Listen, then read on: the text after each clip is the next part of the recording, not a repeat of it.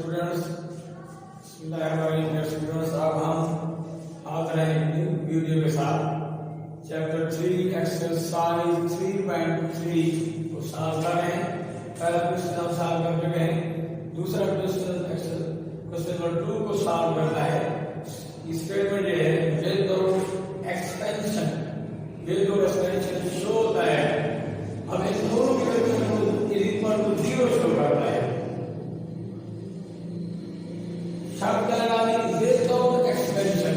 पहले question number 1 में हमने क्या किया, एक्सपेंड किया था। अब यहाँ पर विदाउट एक्सपेंशन है कि एक्सपेंड नहीं करना, विदाउट एक्सपेंशन शो दैट इनको 0 शो करना है। इसलिए इन दोनों को क्वेश्चन को 3 पार्ट है, 2 लिखे हैं। इस क्वेश्चन नंबर 2 को हल करने से पहले हमने ये प्रॉपर्टीज डिस्कस करनी है, ये प्रॉपर्टीज पढ़नी है। ये प्रॉपर्टीज पढ़ेंगे, ये समझेंगे, ये जब समझ आ जाएगी फिर इनका यूज करना है। इनका यूज करके हमने इनको प्रूव करना है, क्योंकि एक्सपेंड नहीं करना, अब प्रॉपर्टीज यूज करके इनको प्रूव करना है। सबसे पहली प्रॉपर्टीज है, प्रॉपर्टीज सुनिएगा, इनको पढ़ते हैं, गौर फरमाएं। सबसे पहली प्रॉपर्टीज है heading and properties of determinant. बहुत सारी 8-10 हैं, 3 लिखी हैं जो खास इंपॉर्टेंट है, जो यहाँ ज्यादा यूज होगी, उनको पढ़ना है। सबसे पहले 2 प्रॉपर्टी जो है वो डिटरमिनेंट 0 कब होता है उसके बारे में है। तीसरी और इंपॉर्टेंट है जो यूज होगी, उसको भी लिख दिया। सबसे पहले पढ़ें, if all the entries of any row or column are 0 then the value of determinant is 0। ये कह रहा है अगर किसी रो या किसी कॉलम की तमाम एंट्री 0 हो, और ये हमारे पास फर्स्ट रो 0 है, बाकी रो 0 नहीं है, ये हमारे पास ऐसा वाला डिटरमिनेंट है। अब देखिए यहाँ पे क्या है, फर्स्ट रो की तमाम एंट्रीज, तमाम एलिमेंट्स 0 है, तो क्या होगा, इसे एक्सपेंड किए बगैर हम ये कहते हैं then the value of determinant is 0। इसे जब एक्सपेंड करेंगे तो ये 0 आ जाएगा, प्रूव हो जाएगा। इसे प्रूव करते हैं बाय एक्सपेंशन। जब आप इसे एक्सपेंड करेंगे तो इसका आंसर 0 आएगा, तब आपके पास प्रूव हो जाएगा कि अगर किसी रो की तमाम एलिमेंट्स, किसी कॉलम के तमाम एलिमेंट्स 0 हो, देन क्या होता है, देन द डिटरमिनेंट की वैल्यू है बिकम 0, वो 0 हो जाती है। इस तरह पहली प्रॉपर्टी ये थी, अगर if all the entries of any row or any column are 0 then the value of determinant is 0। Number 2, दूसरी प्रॉपर्टी की डिटरमिनेंट 0 होने के लिए इसे हम पढ़ें। Number 2, if any 2 rows or columns are identical means same। If any 2 rows or columns are same, then the value of determinant is 0। ये जो 0 है इसे जब प्रूव कर सकते हैं, ये जो मैं यहाँ पे लिख रहा हूँ, ये हमारे पास है, ये फर्स्ट रो भी ABC है, सेकंड रो भी ABC है, थर्ड रो हमने XYZ ले लिया, तो इसे भी जब एक्सपेंड करेंगे इसका आंसर 0 आएगा। तो ये प्रूव कैसे होगा, प्रूव हो जाएगा बाय एक्सपेंशन। बाय एक्सपेंशन जब आप इसे एक्सपेंड करेंगे तो इसका आंसर 0 होगा। 0 क्यों आया, क्योंकि फर्स्ट रो और सेकंड रो जो है आइडेंटिकल है। इस तरह जब रोज आइडेंटिकल है, अगर कॉलम आइडेंटिकल हो तब भी डिटरमिनेंट इज इक्वल टू 0 हो जाएगा। तो पहले दो प्रॉपर्टी अगेन पढ़ लेते हैं। If all the entries of any 2 rows और column are 0 then the value of determinant is 0। दूसरी प्रॉपर्टी बहुत इंपॉर्टेंट है जो कि हमने यहाँ पे यूज करनी है, तीसरी यूज कम होती है। ज्यादातर जब इक्वल टू 0 प्रूव करना हो हम दूसरी प्रॉपर्टी को यूज करते हैं। पढ़े इसको, इफ एनी 2 rows और columns are identical means same, एक जैसे हो, then the value of determinant is equal to 0। 0 जाएगी, ये दूसरी प्रॉपर्टी थी। अब इसके साथ तीसरी प्रॉपर्टी भी पढ़ लेते हैं, बहुत ध्यान में आगे यूज होगी। If any row or column is multiplied by a non-zero number, then the resultant row or column is added to another row, then the value of determinant remains unchanged। ये भी समझे, डिटरमिनेंट हम direct expand नहीं कर रहे हैं, indirect expand कर रहे हैं। फॉर एग्जांपल मैं फर्स्ट रो को मल्टीप्लाई करता हूँ माइनस 2 के साथ, उसे सेकंड रो में ऐड कर दूंगा, तो इससे डिटरमिनेंट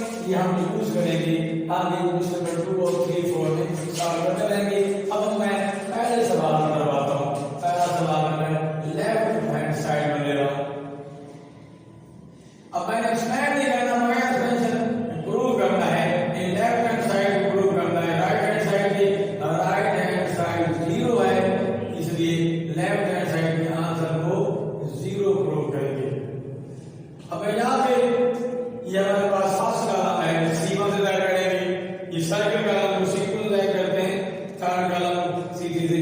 तो यहाँ पर ये रो के साथ कॉलम का भी काम था, जो ऑपरेशन रो पे कर सकते हैं कॉलम में भी कर सकते हैं, इसलिए अब यहाँ पे कॉलम यूज कर रहे हैं। पहला कॉलम C1 से ऐड करेंगे, दूसरे को C2 से C3 से। अब यहाँ पर मैं कहने लगा हूँ थर्ड कॉलम को पहले में ऐड कर देते हैं, देखिए add C3 and C1।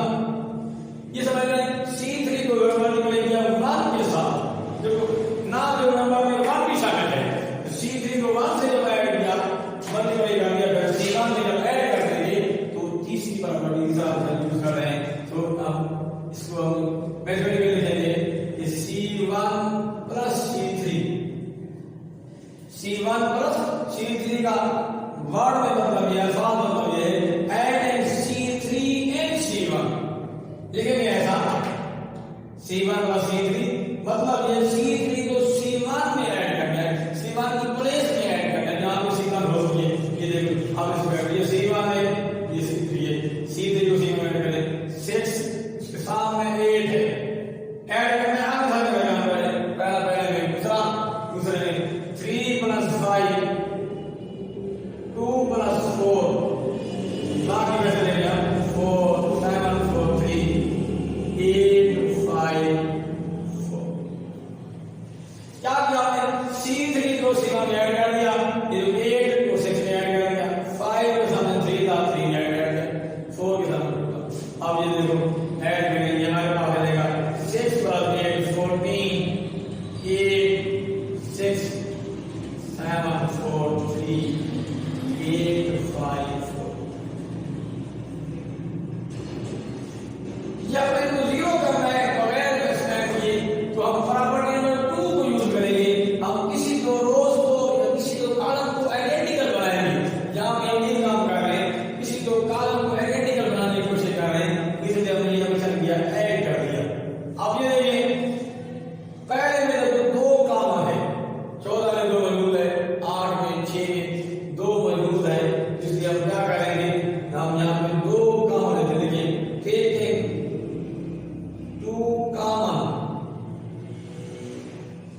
Taking 2 common from first column C1, first column C1 से हमने 2 कॉमन लेना है, 2 कॉमन ले तो हमारे ये आंसर आ जाएगा।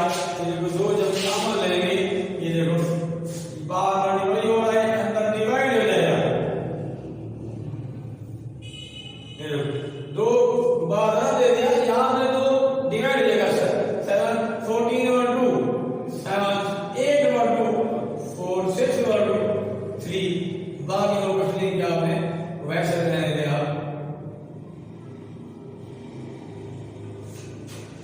सिर्फ आपने यहां पे 2 डिवाइड कर दिया, फर्स्ट कॉलम लिखा भी है taking 2 common from first column C1। अब इधर में अगर आप याद रखें इधर के अंदर हमने कोई भी काम करना हो तो वो रो और कॉलम पे काम करेंगे। अगर मल्टीप्लाई करेंगे किसी रो को मल्टीप्लाई करेंगे, कॉमन लेंगे किसी रो से कॉमन लेंगे, सारा कॉमन लेंगे, तमाम वेक्टर से कॉमन लेंगे, किसी रो की हद तक होगा किसी कॉलम की हद तक होगा। अब देखिए यहां पर रो से देखें जो C1 और C2 आइडेंटिकल है, सेम है। C1 देखें 4 7 4 3 C2 7 4 3 C1 और C2 बराबर है, सेम भी आइडेंटिकल है, तो प्रॉपर्टी नंबर 2 यूज करें।